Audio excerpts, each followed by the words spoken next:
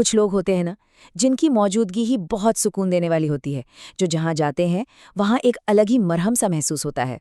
वे कठोर नहीं होते, बल्कि वे एक मार्गदर्शक रोशनी बनते हैं। चलिए, इस गहरे और अंतिम विश्लेषण में हम एक साथ उतरते हैं और एक ऐसी ऊर्जा को समझते हैं जो आत्मा की यात्रा को बिल्कुल पूर्णता की ओर ले जाती है। लेकिन एक गहरा सवाल उठता है, क्या ये दयालुपन इनकी असली ताकत है, या फिर दुनिया इनकी भावनाओं को पूरी तरह से निचोड़ लेती है? असल में यही है रेवती नक्षत्र की मूल ऊर्जा की असली दुविधा। आज के इस विशेष विश्लेषण में हम इसी ऊर्जा के हर पहलू को बहुत ही बारीकी से समझेंगे। तो इस महासमापन विश्लेषण की रूपरेखा कुछ इस तरह रहेगी। हम शुरुआत करेंगे रेवती नक्षत्र की मूल ऊर्जा से, उसके बाद प्रथम और द्वितीय चरण को डिकोड करेंगे, फिर तृतीय और चतुर्थ चरण की गहराई में जाएंगे। इसके बाद देखेंगे रेवती के 4 रूप और अंत में होगा हमारी इस नक्षत्र यात्रा का महासमापन। तो चलिए शुरू करते हैं। भाग 1, रेवती नक्षत्र की मूल ऊर्जा। ये हमारी पूरी श्रृंखला का वो विशेष और अंतिम पड़ाव है जहां आत्मा अपने बिल्कुल उच्चतम स्तर पर पहुंचती है। इस नक्षत्र के जो मूल तत्व हैं वो वाकई बहुत ही दिलचस्प हैं। रेवती के शासक हैं पूषण। अगर इसके प्रतीक की बात करें तो वो है मछली या फिर ढोल। और इसकी जो मूल ऊर्जा है वो है संरक्षण, पोषण और आध्यात्मिक पूर्णता। देखिए, ये ऊर्जा केवल भौतिक दुनिया तक सीमित नहीं रहती, बल्कि ये गहराई में जाकर एक आध्यात्मिक जुड़ाव पैदा करती है। ये एक बहुत ही महत्वपूर्ण सत्य है कि रेवती राशि चक्र का एकदम अंतिम नक्षत्र है। एक तरह से ये फाइनल डेस्टिनेशन है। इसीलिए यहाँ आत्मा परिपक्व हो चुकी होती है। जीवन के सभी पाठ सीख लिए गए हैं और अब शांति और पूर्णता का सर्वोच्च स्तर आ चुका है। आगे बढ़ते हैं भाग 2 की तरफ। प्रथम और द्वितीय चरण, हीलर और रक्षक। आइए देखते हैं कि यह ऊर्जा अपने इन शुरुआती चरणों में कैसे काम करती है। प्रथम चरण में जहां मीन, नवमांश और बृहस्पति का प्रभाव होता है, यहां करुणा बदल जाती है एक सुकून देने वाली ऊर्जा में। इस चरण से जुड़े व्यक्ति का व्यक्तित्व कुछ इस तरह का होता है। मैं लोगों को आराम और सुकून देना चाहता हूं। बिल्कुल ये उनकी सबसे बड़ी पहचान और आत्मा की असली आवाज होती है। अगर ध्यान से देखें तो इन व्यक्तियों की पहचान इनके दयालु हृदय, आध्यात्मिक झुकाव और गजब की भावनात्मक बुद्धिमत्ता से होती है। और पता है, यही कारण है कि करियर के मामले में वे स्वाभाविक रूप से हीलिंग, काउंसलिंग और आध्यात्मिक मार्गदर्शन के क्षेत्र में बहुत बेहतरीन प्रदर्शन करते हैं। लेकिन हर गहरी ऊर्जा के साथ एक चुनौती जरूर आती है। यहाँ चुनौती है भावनात्मक थकावट और अत्यधिक त्याग, दूसरों के लिए सब कुछ न्यौछावर कर देना। इसलिए यहाँ सबसे बड़ा सबक है कि खुद को खोए बिना दूसरों की मदद करें, क्योंकि खुद को खोकर दूसरों को बचाना कभी भी कोई स्थायी समाधान नहीं होता। अब बढ़ते हैं द्वितीय चरण की ओर, जहां मेष, नवमांश और मंगल का एक्शन जुड़ जाता है। अब दयालुपन को मिलता है साहस। इनकी पर्सनैलिटी साफ साफ कहती है, मैं सिर्फ मार्गदर्शन नहीं करूंगा, रक्षा भी करूंगा। यहाँ वो सुरक्षा और जिम्मेदारी की भावना बहुत मजबूत हो जाती है। इनका स्वभाव बिल्कुल स्पष्ट होता है, एक सुरक्षात्मक स्वभाव, तुरंत एक्शन लेना और नेतृत्व की क्षमता। इसलिए करियर के लिहाज से देखा जाए तो ये लीडरशिप, रक्षा और आपातकालीन सहायता भूमिकाओं में हमेशा आगे रहते हैं और सचमुच दूसरों की मजबूत ढाल बनते हैं।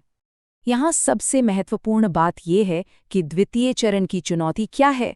वो है आवेग और भावनात्मक प्रतिक्रियाएं, मतलब बिना सोचे समझे रिएक्ट कर देना। और यही इस महत्वपूर्ण सबक की ओर ले जाता है। जागरूकता के साथ रक्षा करें, आक्रामकता से नहीं।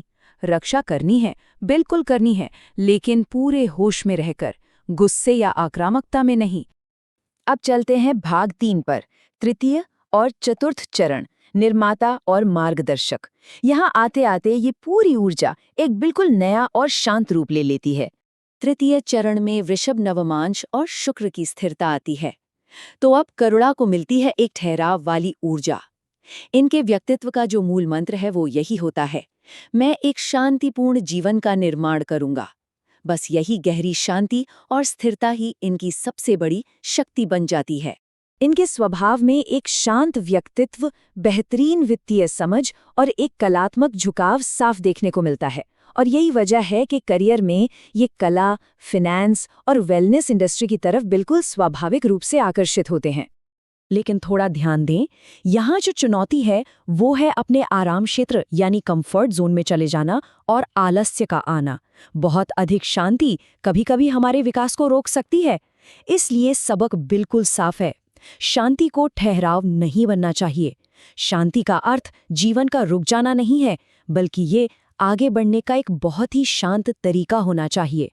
अब आते हैं चतुर्थ चरण पर, जहां मिथुन, नवमांश और बुध की बुद्धिमत्ता काम करती है। अब जो ज्ञान है वो बनता है मार्गदर्शन। इनकी सोच बहुत ही सुलझी हुई होती है, जो कहती है मैं ज्ञान के माध्यम से मार्गदर्शन करूंगा।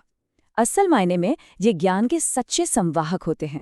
इनके व्यक्तित्व की सबसे बड़ी खूबी है बेहतरीन संचार, शिक्षण क्षमता और एक परामर्श देने वाला स्वभाव। इसी गजब की बौद्धिक क्षमता के कारण करियर में ये लेखन, शिक्षण और मेंटरिंग जैसे क्षेत्रों में बहुत बड़ी सफलता प्राप्त करते हैं और पूरे समाज को एक नई दिशा दिखाते हैं।